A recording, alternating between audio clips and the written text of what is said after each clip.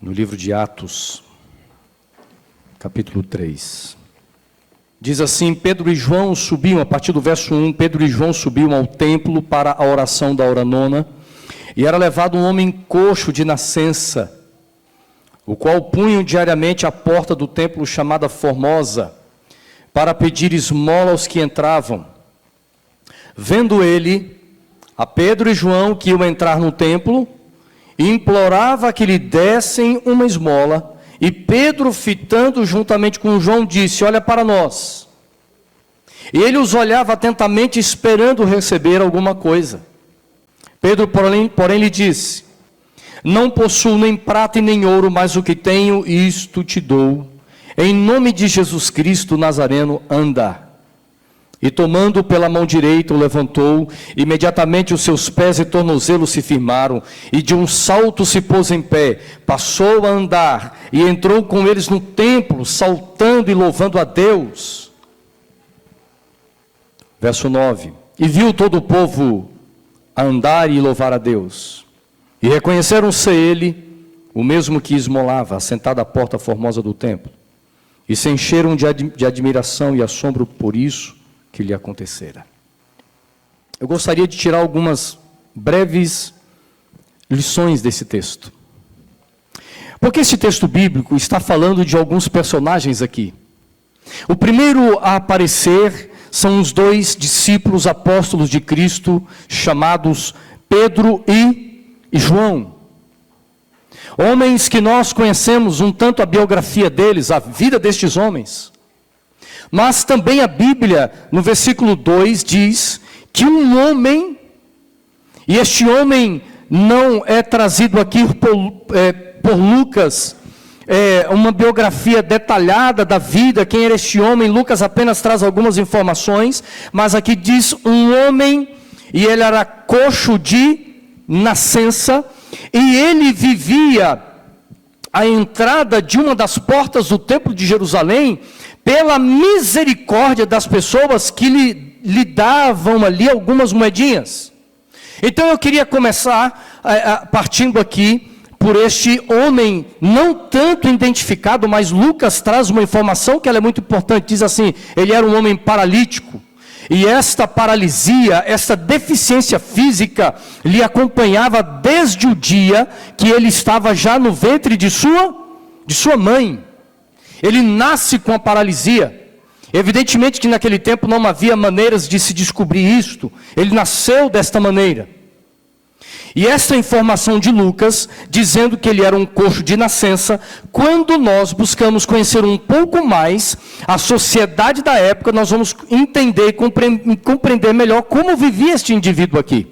Quando nós olhamos hoje a busca pelos direitos dos deficientes físicos, por exemplo, a gente observa que hoje há em estacionamentos públicos um certo número, isso é por lei, deve haver um certo número de vagas para deficientes físicos. Em concursos, em vagas de empregos, empresas, deve haver um percentual para pessoas com deficiências. Quando vamos construir uma igreja, lá no projeto, deve haver o quê? Acessibilidade para pessoas com limitações ou com deficiências. Naquele tempo era o seguinte: esse indivíduo, o entendimento da sociedade da época é que a pessoa que carregava uma deficiência, ele era cego, ou ele era mudo, surdo, ou ele era limitado para caminhar, ou ele era um paralítico, vamos dizer, como esse contexto aqui. Eles faziam uma relação desta enfermidade ou desta deficiência com aspectos espirituais do indivíduo ou dos seus parentes, dos seus ascendentes. Tanto é que, em uma certa ocasião, os discípulos perguntaram para Jesus: Jesus, mestre, este homem, ele está assim por causa dos seus pecados ou por causa do pecado dos seus pais? A sociedade da época olhava para este homem com o seguinte olhar: ele vive assim, esta é a sua condição física, por causa de quem? não por uma mutação genética, mas por causa dos pecados dos seus antepassados, dos seus pais, ou dos seus avós ou bisavós, e eles eram tão pecadores, os seus ascendentes, que em algum momento a consequência de tanto pecado deveria recair sobre quem? E recaiu sobre quem? Sobre esse pobre coitado que nasceu paralítico. Agora imagina a vida dele, desde pequeno, na escola, na rua, as pessoas faziam chacotas, bullying contra ele, dizendo o quê? Dizendo que ele era um garoto amaldiçoado, dizendo que ele era um garoto que estava recebendo a mão pesada de Deus Todo-Poderoso, porque ele vinha de uma geração pecadora. E o pior de tudo, além de carregar todo este peso negativo no contexto espiritual, havia também uma separação da sociedade. Ele não podia entrar nos lugares religiosos, ele não tinha o privilégio de entrar dentro da igreja. Naquele tempo não existia igreja, existiam sinagogas. E as sinagogas eram salões menores do que este que nós estamos aqui, aonde os homens, eles iam até ali para adorar, para estudar os livros do Antigo Testamento. Havia o templo, os pátios do templo, alguns deles as mulheres tinham acesso, e todos estes lugares públicos, que eram locais de adoração, locais onde as pessoas adoravam a Deus, onde elas estudavam as Escrituras, e até mesmo o fato de você levar até o Templo de Jerusalém a sua oferta de gratidão, ou a sua oferta pelo pecado que você cometeu, para que você recebesse o perdão, este indivíduo, ele não tinha contato com nada disso. Em outras palavras, além de ser rejeitado pela sociedade, rejeitado pela comunidade, ele era um desfavorecido. Eu estou dizendo aqui aos olhos da sociedade da época, não aos olhos de Deus, mas ele era um desfavorecido do Senhor. Ele não tinha chances da graça de Cristo. Ele não poderia ser salvo pelo Evangelho. Ele estava perdido. E o fato dele estar perdido, dele estar destituído do amor, do perdão de Deus, era manifesto por meio de sua paralisia, desde quando ele nasceu. E quando eu brevemente entendo um pouquinho sobre a vida deste homem, o drama que ele vivia, a tristeza profunda, as tristezas espirituais, emocionais, eu fico pensando o seguinte: como é que era o rosto dele? E diz a Bíblia que ele era levado a que lugar? Até a entrada do Templo de Jerusalém. Eu não sei, você já viu algum mendigo, uma pessoa que fica pedindo por aí, transmitir rosto de paz, rosto de felicidade, rosto de alegria? Você já viu? Como é que as pessoas que estão vivendo numa extrema miséria, e elas estão ali na rua pedindo a você um mínimo de dinheiro possível, uma moeda de 50 centavos, uma moeda de 25 centavos, uma nota velha, suja? Como é que essas pessoas transmitem os seus sentimentos através do rosto? E ele era colocado naquele lugar, e a Bíblia nos traz uma informação interessante. Na entrada da porta Formosa. Que porta era esta? A porta Formosa, imagine aí, era uma das principais entradas do Templo de Jerusalém. Havia várias portas. E a porta Formosa, ou também conhecida como a porta de Nicanor, era uma porta com mais ou menos, segundo Flávio Josefo e alguns historiadores, uma porta de mais ou menos de 22 a 25 metros de altura, muito alta, com cerca de 20 metros de largura. Sabe como foi construída essa porta? Com bronze, trazido lá da cidade de Corinto, da região de Corinto.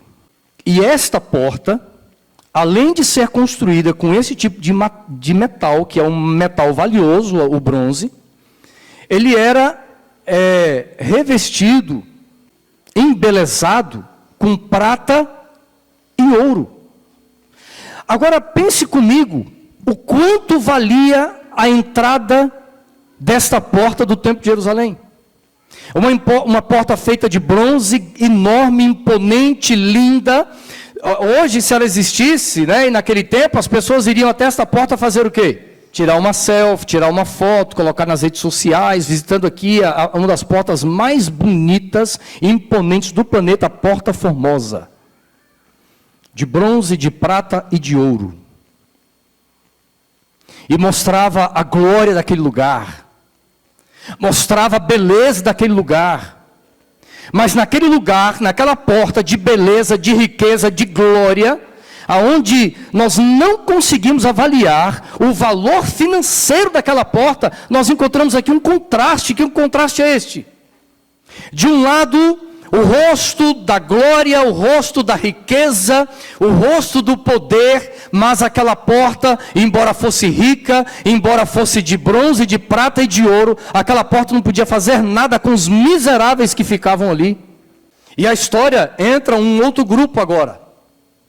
Era o grupo que, de uma forma assim imperceptível, eles estão aqui. Diz assim o verso 2: era levado um homem em corte de nascença, ao qual punham diariamente a porta do templo. Quem levava este homem até a porta do templo? A Bíblia não diz se eram os familiares, amigos. Provavelmente a gente pode entender que fossem algumas pessoas que assim eram próximos dele, amigos. Agora preste atenção numa coisa. Este homem, ele ouvira falar de Cristo. Eu sou levado a pensar que em algum momento alguém chega até ele e diz assim: olha, Jesus curou aquele fulano de tal. Lembra dele? Lembro. Ele vive lá no tanque de Betesda. Rapaz, você não sabe o que aconteceu. Jesus chegou lá e ele foi curado por Cristo. E este homem agora, ouvindo falar que Jesus curava cegos, ressuscitava mortos, transformava vidas, curava leprosos, fez paralíticos andarem, ele começou a alimentar no seu coração a convicção e a certeza de que no dia que ele tivesse um encontro com Jesus, ele também seria transformado, ele seria curado pelo poder de Cristo. Só que tinha um problema. O lugar que ele sempre ficava nunca estava ao alcance do ministério de quem? De Jesus. Cristo provavelmente nunca tenha passado perto dele ou próximo a ele. E num determinado dia, ele recebe a trágica notícia de que aquele que era a sua única esperança estava morto. E as suas esperanças agora elas acabam. E continuamente ele é levado ao templo. E eu comecei a pensar sobre esse verso 2. Quem eram estas pessoas? O que eles faziam por este homem?